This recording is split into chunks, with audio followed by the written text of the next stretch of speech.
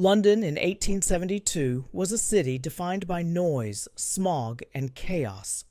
But at number 7 Savile Row, Phileas Fogg lived a life of absolute uncompromising routine. Every step he took was measured, and every action was timed to the second. Fogg operated on a singular philosophy that every variable in human existence could be mapped and calculated. To him, the universe was clockwork, and he famously declared that the unforeseen simply does not exist. His days were a closed loop. He walked the exact same number of steps to the elite reform club each morning, ate his meals at mathematically fixed temperatures, and spent his hours playing whist with his associates. This routine was interrupted when a thief walked out of the Bank of England with £55,000. The robbery sparked a fierce debate among Fogg's card partners about how easily a criminal could disappear now that railways and steamships crisscrossed the globe. When his peers argued that delays and accidents were inevitable, Fogg bet half his fortune, £20,000, that he could circumnavigate the globe in exactly 80 days. He staked his wealth on a rigid itinerary. This journey would test his absolute faith that strict mathematical control could conquer the unpredictable reality of the outside world. This map plots his exact unforgiving route.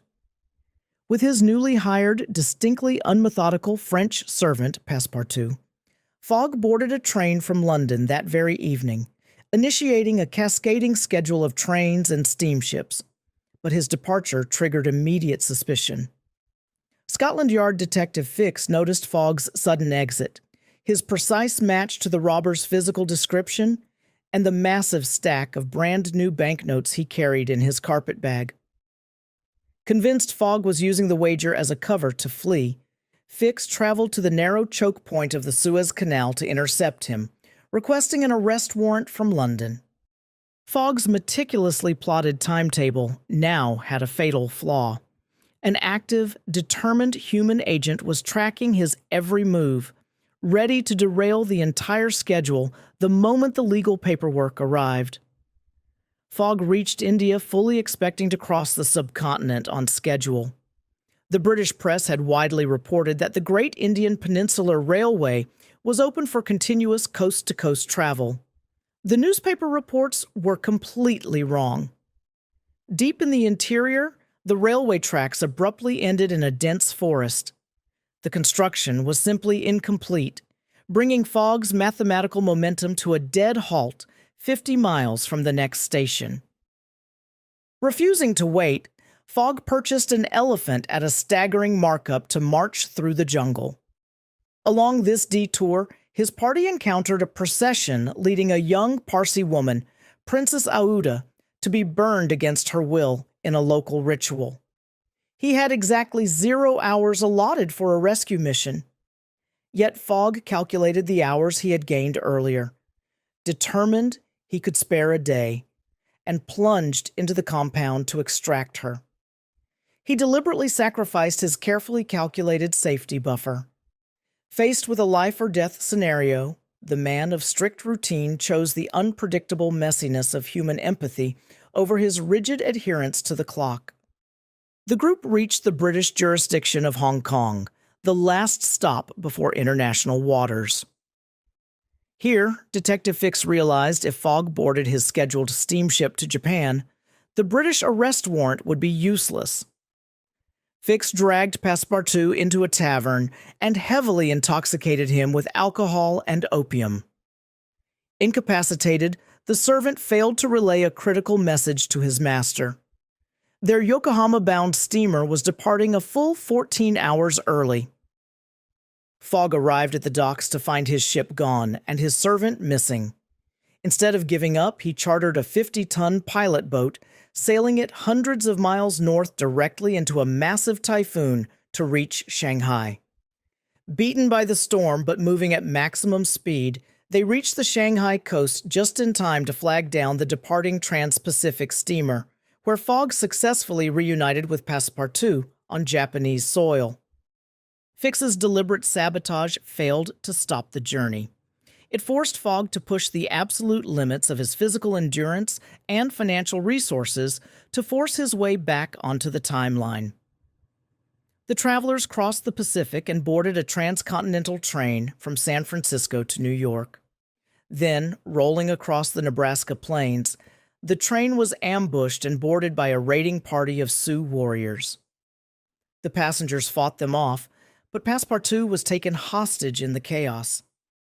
Fogg knew a rescue attempt would guarantee he missed his steamer to England, but he took command of a military detachment and rode directly into the bitter snow to retrieve his servant anyway. The rescue was successful, but the cost was severe. Fogg missed his train, hired a wind-powered sled, crossed the frozen plains, and rode rails to New York, only to watch his Liverpool steamer sail away 45 minutes before he arrived. Out of options, he boarded a cargo ship named the Henrietta, bound for France, bribed the crew to mutiny, and redirected the vessel to England. When coal ran low mid-Atlantic, Fogg bought the ship outright and ordered his newly bought crew to dismantle and burn the vessel's wooden decks to keep the hungry boilers pressurized. The external variables of weather, war, and mechanical failure had stripped him of his transportation and nearly his entire fortune. He sailed into the United Kingdom on the charred metal hull of a dismantled ship. Fogg stepped onto the Liverpool docks on December 21st at 20 minutes to noon. He was just a 6-hour train ride away from London, with 9 hours left on his 80-day clock. At that exact moment, Detective Fix stepped forward, presented his long-delayed warrant, and arrested him. The heavy iron door of the custom house cell clicked shut, freezing Fogg's momentum completely. 3 hours later, Fix burst back in. The real bank robber had been caught in Edinburgh days ago. Fogg was instantly released, hired a special express train, and rushed to London, arriving exactly 5 minutes past his deadline.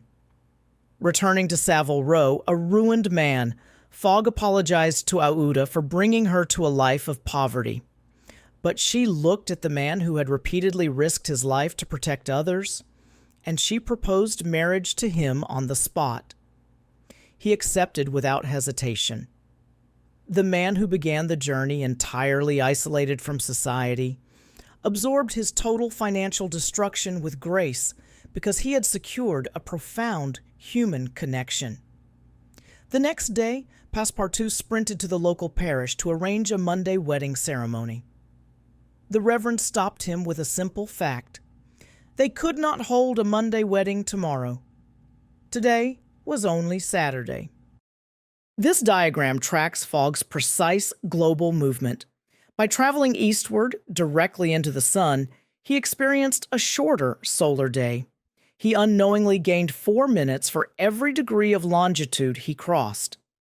Multiplied by 360 degrees, Fogg banked an entire 24 hours. Passepartout dragged his master out. Arriving early, the deadline hadn't expired. He had 10 minutes left.